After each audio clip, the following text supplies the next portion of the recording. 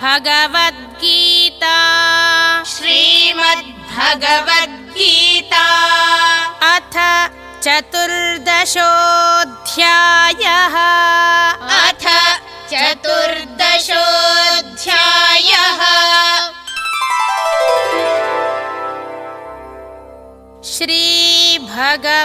श्रीभगवानुवाच श्रीभगवानुवाच परं भूयः प्रवक्ष्यामि परं भूयः प्रवक्ष्यामि ज्ञानानां ज्ञानमुत्तमम्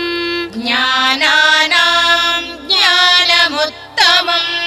यज्ञात्वा मुनयः सर्वे यज्ञात्वा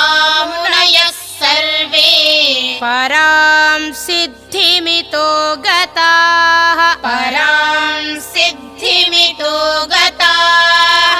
ॐ तत्सदिति ॐ तत्सदिति श्रीमद्भगवद्गीतासु श्रीमद्भगवद्गीतासु उपनिषत्सु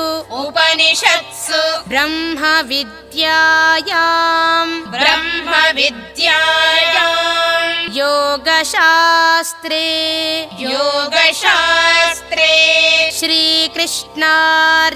श्रीकृष्णार्जुनसंवादे श्रीकृष्णार्जुनसंवादे गुणत्रयविभागयोगो नाम गुणत्रयविभागयोगो नाम चतुर्दशोऽध्यायः चतुर्दशोऽध्यायः